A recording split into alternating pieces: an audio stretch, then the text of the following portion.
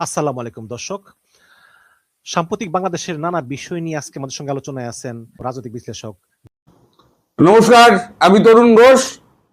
অবশেষে সমস্ত জল্পনা কল্পনার অবসান ঘটিয়ে ভারত নোট ভারবাল পাঠিয়ে দিল বাংলাদেশের কাছে।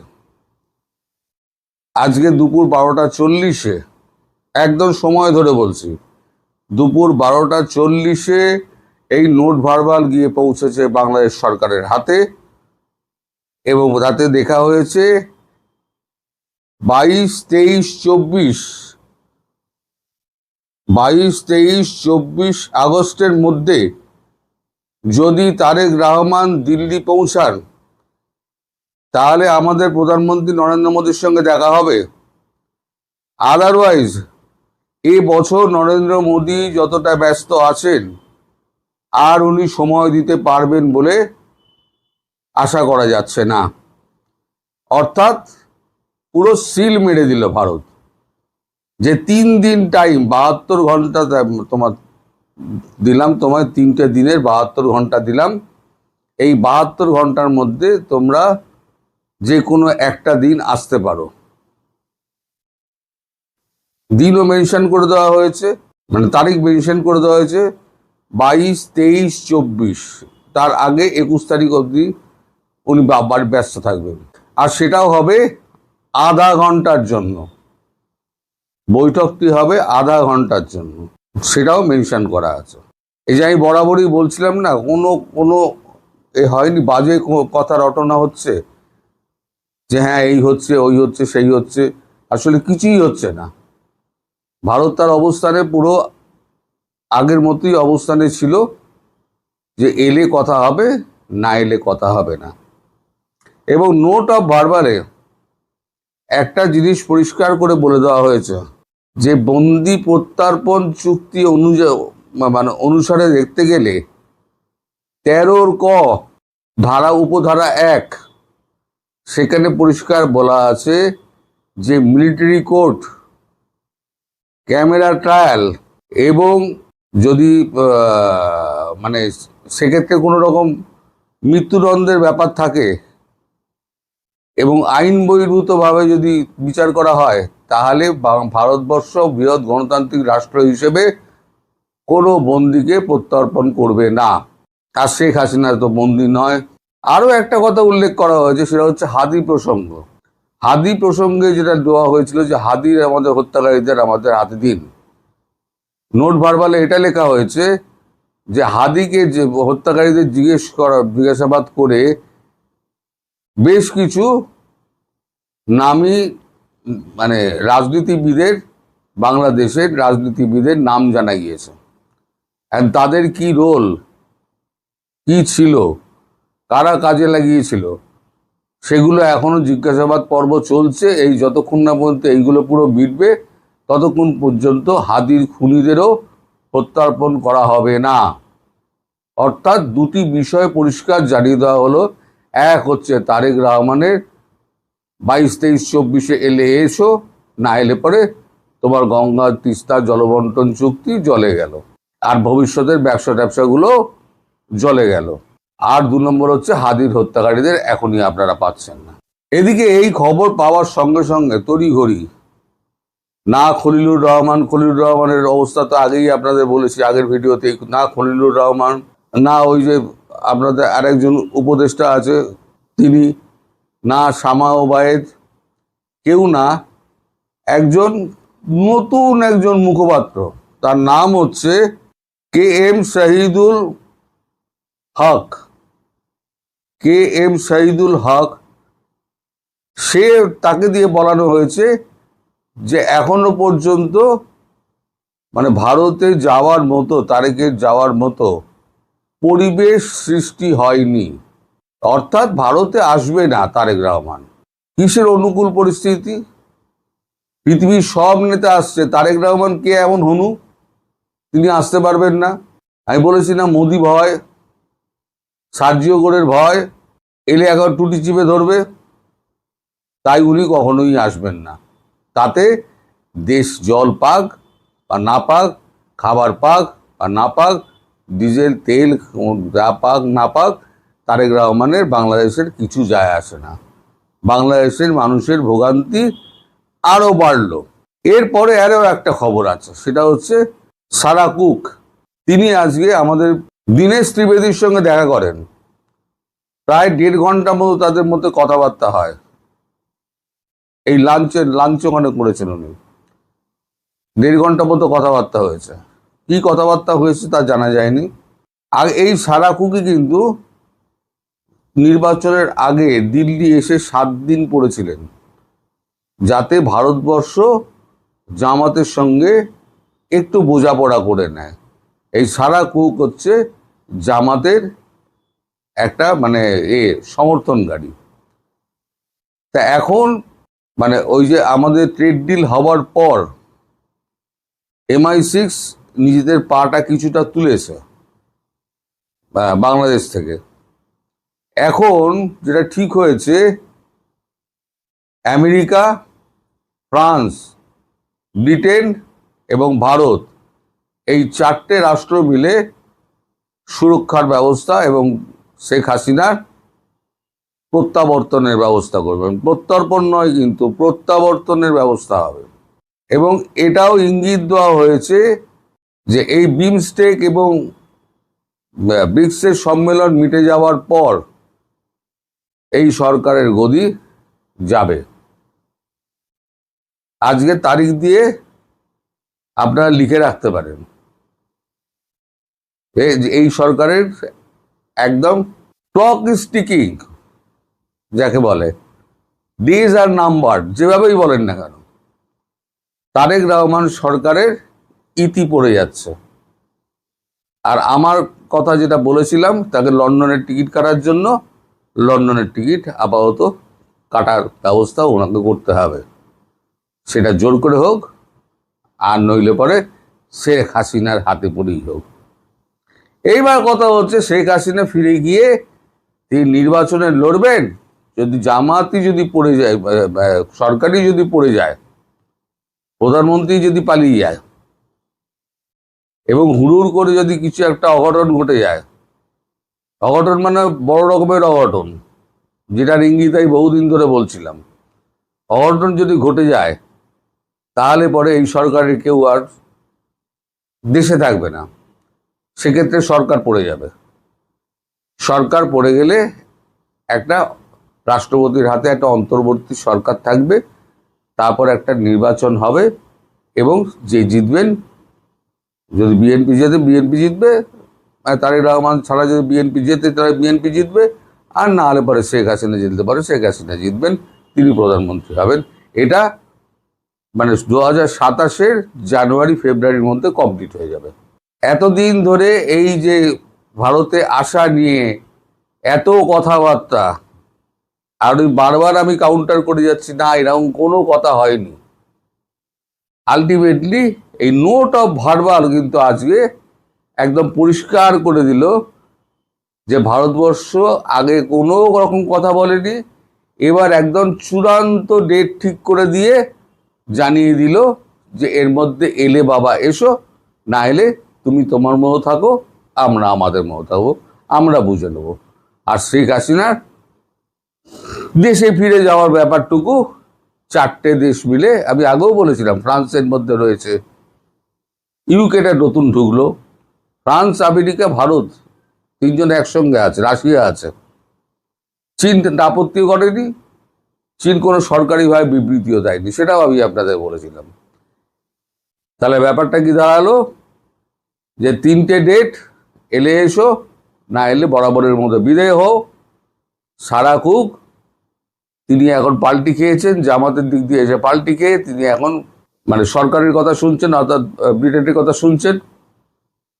ব্রিটেন পরিষ্কার বলে দিয়েছে যে আমরা ওনার হাসিনার পক্ষে, তো তার দেশে ফেরার পক্ষে, আর হাদির হত্যাকারীদের আপনারা পাচ্ছেন না। আর গঙ্গার জল, তিস্তার জল, চুক্তি ফুক্তি সমস্ত ভেসে গেল গঙ্গার জলে। এবার খাদ্য পানীয়ের কি হবে না হবে, এবারে ভেবে দেখুন। আপনারা সামা উপায়ের তো একদিকে বলে বেড়াবেন যে দিল্লিকে ঠিক করতে হবে, বাংলাদেশের সঙ্গে কি সম্পর্ক চায়। আরে বাংলাদেশকে ঠিক করতে হবে দিল্লির সঙ্গে কি সম্পর্ক চায়, উনি তো উল্টো বলেছেন। ওনাদের ঠিক করতে হবে ভারতবর্ষের সঙ্গে কি সম্পর্ক চায়। তা এইটা আমার হাতে এইমাত্র খবরটা এলো, ওই জন্য ছাড়তে আবার দেরি হয়ে গেল। তারেক রহমানের ভারত সফরের প্রধান শর্ত হয়েছে এখন হাসিনাকে ফেরত দিতে হবে।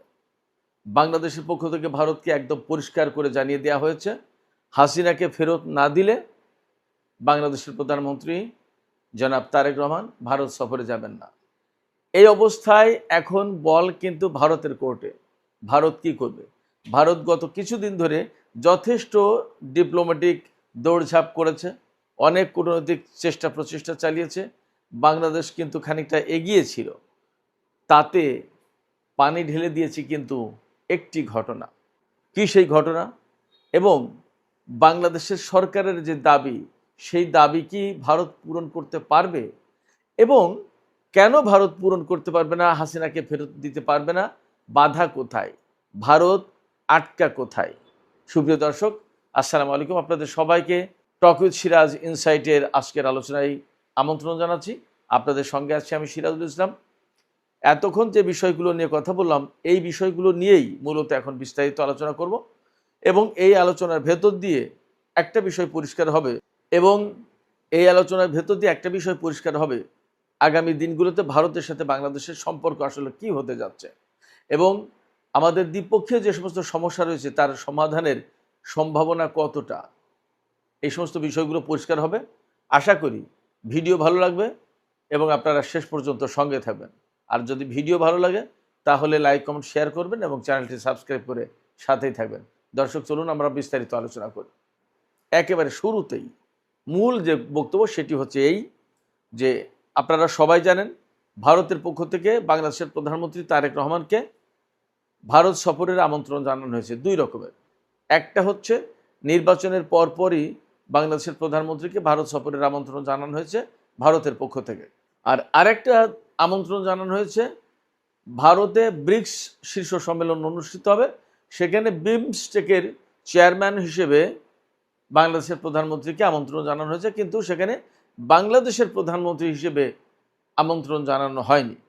সাধারণত বিগত অন্তত ১.৫ দশক ধরে বাংলাদেশের সরকার নির্বাচিত হলে, অন্তত আওয়ামী লীগ সরকারের আমলে এমনটা ছিল যে ভারত সফর দিয়েই বাংলাদেশের প্রধানমন্ত্রীর বিদেশ সফরের কর্মসূচি শুরু হতো। এবার কিন্তু বাংলাদেশের প্রধানমন্ত্রী জনাব তারেক রহমান এই কাজটা করেননি। তিনি কি করেছেন? অপেক্ষা করেছেন এবং ভারতের সাথে যেহেতু আমাদের রাষ্ট্রীয় অনেকগুলো সংকট রয়েছে এবং ভারতের পক্ষ থেকে সেই সংকটগুলো নিরসনের কোনো উদ্যোগ নেওয়া হচ্ছে না, যার কারণে আমার মনে হয় যে বাংলাদেশের প্রধানমন্ত্রী অনেক সময় অপেক্ষা করেছেন। ভেতরে ভেতরে ঠিকই আলাপ আলোচনা হয়েছে, কিন্তু ভারতের পক্ষ থেকে পজিটিভ কোনো সাড়া না পাওয়ার পর তিনি ভারত সফর এড়িয়ে প্রথমে মালয়েশিয়া এবং সেখান থেকে চীন সফর করেছেন। চীন সফর যখন করেছেন, আমরা সবাই জানি চীনের সাথে ভারতের সম্পর্ক খুব একটা ভালো না এবং বাংলাদেশ কৌশলগত অবস্থানে থাকার কারণে চীনের সাথে যদি বাংলাদেশের সম্পর্কটা অত্যন্ত ঘনিষ্ঠ হয় তাহলে কিন্তু সেটা ভারতের জন্য অনেক বেশি সংকটের কারণ। বিশেষ করে ভারতের যে 7 সিস্টার বাংলাদেশের উত্তর পূর্বাঞ্চলে, এই 7 সিস্টার ভারতের গলার কাটা হয়ে উঠবে যদি বাংলাদেশ চীনের সাথে বিশেষ সম্পর্ক তৈরি করে। গত ১.৫ দশক ১৬-১৭ বছর ধরে ভারত সরকার অনেকটা নিরাপদ ছিল শেখ হাসিনাকে ক্ষমতায় রেখে, কিন্তু বাংলাদেশ সরকার আসার মানে এই না যে ভারতের বিচ্ছিন্নতাবাদকে উস্কে দেবে, ভারতের কতগুলো রাজ্যকে বিচ্ছিন্ন করে দেবে, ব্যাপারটা তা না। কিন্তু ওই সমস্ত রাজ্যগুলোর সাথে চীনের প্রশ্ন রয়েছে, চীনের তৎপরতা আছে এবং ভারত যেমন তার কোনো প্রতিবেশীর সাথে সুসম্পর্ক রাখে না, এমনকি চীনের সাথেও না। এমনকি চীন দাবি করছে যে তার অঞ্চলের যে সমস্ত ভূখণ্ড আটকে রেখেছে, দখল করে রেখেছে, সেই জায়গা থেকে সেই সমস্ত ভূখণ্ড উদ্ধার করবে। অতএব চীনের সাথে যেহেতু ভারতের ঐতিহাসিক প্রতিদ্বন্দ্বিতা এবং সামরিক দ্বন্দ্ব সংঘাত রয়েছে, সেই কারণে চীনের সাথে বাংলাদেশের বিশেষ সম্পর্ক এবং 7 সিস্টার একটা বিশেষ ইস্যু, কিন্তু এই ইস্যুটাকে নিয়ে ভারত সরকার খুবই ভয় পাচ্ছে। শুধু তাই না, বাংলাদেশের সাথে যে তিস্তা প্রকল্প নিয়ে, তিস্তার চুক্তি নিয়ে দীর্ঘদিন যাবৎ ভারত তালবাহানা করে এসেছে, একবার পশ্চিমবঙ্গের সরকারকে, আর পশ্চিমবঙ্গের সরকার কেন্দ্রীয় সরকারকে এই এই পক্ষ ঠেলে দেয় ওই পক্ষের কাছে, আর ওই পক্ষ ঠেলে দেয় এই পক্ষের কাছে। বাংলাদেশকে জলে ভাসা শ্যাওলার মতো ব্যবহার করেছে তারা। সেক্ষেত্রে চীনের সাথে যদি আমরা পার্সোনাল রিলেশন বিল্ড আপ করি এবং আমাদের দ্বিপক্ষীয় সম্পর্ক যদি সেভাবে এগিয়ে যায়, চুক্তি হয়, এই তিস্তা সংকটেরও কিন্তু একটা সমাধানের পথ আমাদের সামনে খুলে যায়। আমরা আরও অনেকগুলো সংকটের সমাধান করতে পারি। ভারতের অনীহা সত্ত্বেও ভারত কিন্তু এগুলো করেনি, অথচ সংকটগুলো ভারতের সাথে আমাদের। তারা উজানের দেশ হিসেবে, আমরা ভাটির দেশ হিসেবে যেভাবে আমাদের ট্রিট করার কথা তার ঠিক উল্টা করেছে ভারত। শুধু একটা জায়গায় না, তো সব জায়গায়। বিদ্যুতের সংকট, বিদ্যুতের ব্যাপারে বাংলাদেশকে একেবারে ভারতের উপর নির্ভরশীল করে ফেলেছিল হাসিনা সরকার, এবং হাসিনা সরকারকে ক্ষমতায় রাখার বদৌলতে, বিনিময়ে ভারত এই কাজগুলো করেছে। এখন হাসিনা সরকার উৎখাত হয়েছে গণ অভ্যুত্থানের মুখে, এবং ভারত এই জায়গায় সংকটে পড়ছে। এখন উপায় কি? শুধু তাই না, মুসলিম বিশ্বের সাথে বাংলাদেশের বিশেষ সম্পর্ক তৈরি হচ্ছে, এবং নতুন নতুন নানা রকমের জোট হচ্ছে। সেই সমস্ত জায়গায় বাংলাদেশ কীভাবে অ্যাডজাস্ট করবে সেটাও ভাববার বিষয়, সেটা নিয়েও হয়তো ভাবনা চিন্তা করা হচ্ছে। এই জায়গায় ভারত এখন চাপে, যার কারণে গত 1-1.5 সপ্তাহে আমরা যথেষ্ট দৌড়ঝাঁপ দেখেছি। ভারতের যিনি হাই কমিশনার দীনেশ ত্রিবেদী, তিনি যেমন দৌড়ঝাঁপ করেছেন, তেমনি রয়ের প্রধান বাংলাদেশে এসছেন। আরও টেবিলের তল দিয়ে, টেবিলের নিচ দিয়ে আরও অনেক কিছু হচ্ছে, কিন্তু বাংলাদেশের পক্ষ থেকে একদম পরিষ্কার করে আজকে বক্তব্য দেওয়া হয়েছে। বাংলাদেশের শর্ত পরিষ্কার করে দেওয়া হয়েছে যে শেখ হাসিনাকে ফেরত দিতে হবে বাংলাদেশের কাছে। শুধু শেখ হাসিনাকে দিলে হবে না, আরও আওয়ামী লীগের যে সমস্ত পলাতক লোকজন ভারতে রয়েছে, মামলায় যারা কনভিক্টেড, যারা দোষী সাব্যস্ত হয়েছে, তাদেরকে ফেরত দিতে হবে। শুধু তাই না, শরীফ উসমান হাদিকে যে হত্যা করা হয়েছে, তার যে হত্যাকারী যে 2 জন ভারতে আটক রয়েছে, তাদেরকে ফেরত দিতে হবে।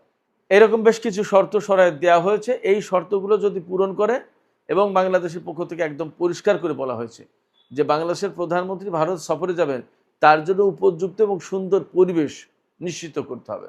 তা না হলে বাংলাদেশের প্রধানমন্ত্রীর পক্ষে ভারত সফর করা সম্ভব হবে না। এখন বল ভারতের কোর্টে। সবচেয়ে বড় প্রশ্ন হচ্ছে যে শেখ হাসিনাকে ফেরত কেন দেবে না ভারত, এবং গণ অভ্যুত্থানের মুখে যে ব্যক্তি পালিয়ে গেল তাকে আশ্রয় দেওয়ার কি আছে? ভারত তো বিশ্বের গণতান্ত্রিক দেশ হিসেবে নিজেকে দাবি করে, যেখানে জনগণের অভ্যুত্থানের মুখে একটা স্বৈরশাসক পালিয়ে গেল, তার প্রধান পালিয়ে গেল, এবং তার ম্যাক্সিমাম মন্ত্রী, এমপি, আওয়ামী লীগ সরকারের আজ্ঞাবাহী সরকারি কর্মকর্তারা ভারতে অবস্থান করছে, এবং তাদের ফেরত দেওয়ার জন্য বাংলাদেশ বারবার অনুরোধ জানিয়েছে, চিঠি দিয়েছে। এবং বাংলাদেশের সাথে ভারতের এই চুক্তি আছে যে ভারতের প্রত্যর্পণ চুক্তি, যেটা ভারতে আশ্রয় নিয়ে বাংলাদেশি যাদেরকে বাংলাদেশ সরকার চাইবে তাদেরকে ভারত ফেরত দেবে, এবং বাংলাদেশে যদি ভারতের কেউ থাকে একইভাবে ফেরত দেবে। এবং বাংলাদেশ থেকে ভারতের কাছে বেশ কিছু লোককে তুলে দেওয়া হয়েছিল। এখন ভারত কেন দেবে না? যদি না দেয় তাহলে ভারতের সাথে বাংলাদেশের সম্পর্ক একেবারেই তলানিতে গিয়ে ঠেকবে। যার কারণে আমি বারবারই বলছি যে এই সিদ্ধান্ত ভারতের কাছে, তারা কি করবে সেটা তাদের ব্যাপার। আমাদের পক্ষ থেকে পরিষ্কার করে বলা হয়েছে। একটা জিনিস বুঝতে হবে, আমি সবসময় যে কথা বলি যে বাংলাদেশের সাথে ভারতের সম্পর্কটা হওয়ার কথা ছিল অত্যন্ত মধুর এবং বন্ধুত্বের, কারণ ভারত আর বাংলাদেশ একদম নিকটতম প্রতিবেশী দেশ। শুধু তাই না, বাংলাদেশের মুক্তিযুদ্ধের সময় ভারত আমাদেরকে সহযোগিতা করেছিল, অথচ মুক্তিযুদ্ধের পরে 1-2 বছরের ভেতরেই ভারতের যে ভূমিকাটা, সেই ভূমিকাটা কোনো মতেই গ্রহণযোগ্য না, কোনো মতেই গ্রহণযোগ্য না। বাংলাদেশকে তারা একটা করদ রাজ্যে পরিণত করার চেষ্টা করেছে বিভিন্ন সময়। ফারাক্কাই বাদ দিয়েছে, তিস্তার চুক্তি করেনি, আমাদের ঠিকমতো পানি দিচ্ছে না, ন্যায্য হিসেবে পাচ্ছি না আমরা পানির। উজানের অন্তত 54টা নদীতে বাদ দিয়েছে। ভারত সীমান্তে কাঁটাতারের বেড়া দিয়েছে, যেটা অত্যন্ত আপত্তিকর। 2 দিন অন্তর অন্তর সীমান্তে আমাদের মানুষদেরকে হত্যা করে, অথচ মাদক চোরাচালানের ব্যাপারে তারা একদম সমস্ত সবকিছু খুলে দিয়ে রাখে। শুধু তাই না, বাংলাদেশের অভ্যন্তরীণ ক্ষেত্রে ভারতের অনেক হস্তক্ষেপের, অনেক নেতিবাচক কর্মকাণ্ডের অভিযোগ রয়েছে, বাস্তব প্রমাণও রয়েছে। এই যে সংকটগুলো, এই যে সমস্যাগুলো, এগুলোর একটাও আমাদের বাংলাদেশের পক্ষ থেকে তৈরি না, একটাও না। না বাংলাদেশ ভারত সীমান্তে কাঁটাতারে বেড়া দিয়েছে, না ভারতীয় কোনো নাগরিককে বাংলাদেশ গুলি করে হত্যা করে, না বাংলাদেশ থেকে কোনো মাদক চোরাচালান করে ভারতে পাচার করা হয়, না বাংলাদেশ ভারতের কোনো নদীতে বাদ দিয়ে তাদের পানি আটকে দিয়েছে। আমরা কোনো কিছুই করিনি, বরং আমরা প্রত্যেকটা ক্ষেত্রে ভারতের পক্ষ থেকে আমরা ভিকটিম। কেন আমরা ভিকটিম হব? আমরা কি একটা স্বাধীন দেশ না? এবং ভারতই তো আমাদেরকে সহযোগিতা করেছিল বাংলাদেশ স্বাধীন হওয়ার ব্যাপারে। কেন সেই সহযোগিতা করার পরে আজকে আমাদের গলা চিপে ধরছে কেন তারা? এটা হতে পারে না। এই জায়গায় বাংলাদেশের সরকার, পররাষ্ট্র মন্ত্রণালয়, প্রধানমন্ত্রীর দপ্তর, প্রধানমন্ত্রীর যে অবস্থান, এই অবস্থান যথেষ্ট ন্যায্য এবং সঠিক বলেই বিশ্লেষকরা মনে করেন, আমি ব্যক্তিগতভাবে মনে করি। কারণ ভারত একটা দেশ, বাংলাদেশ আর একটা দেশ, দুটো স্বাধীন সার্বভৌম দেশ, প্রত্যেকেরই মর্যাদা যার যার মতো করে। ভারত ভারতের মতো, বাংলাদেশ বাংলাদেশের মতো। বাংলাদেশের জনগণ, বাংলাদেশের প্রধানমন্ত্রী, বাংলাদেশের সরকারকে যদি ভারত কোনোভাবে হেয় প্রতিপন্ন করার চেষ্টা করে, সেটা গ্রহণযোগ্য হতে পারে না এবং সেটা গ্রহণ করবে না বিএনপির সরকার। এটা পরিষ্কার মেসেজ, একদম ক্লিয়ার। সেক্ষেত্রে যে যত যাই কথা বলুক না কেন, গভর্নমেন্টের অবস্থান কি সেটা পরিষ্কার, তার কাজে কর্মে বুঝিয়ে দিচ্ছে। অনেক বেশি হয়তো কথা বলার প্রয়োজনে বাগাড়ম্বর সরকারের পক্ষ থেকে থাকবে না, কিন্তু সরকারের অবস্থান কাজে সবচেয়ে পরিষ্কার করে দেওয়া হচ্ছে এবং অলরেডি পরিষ্কার।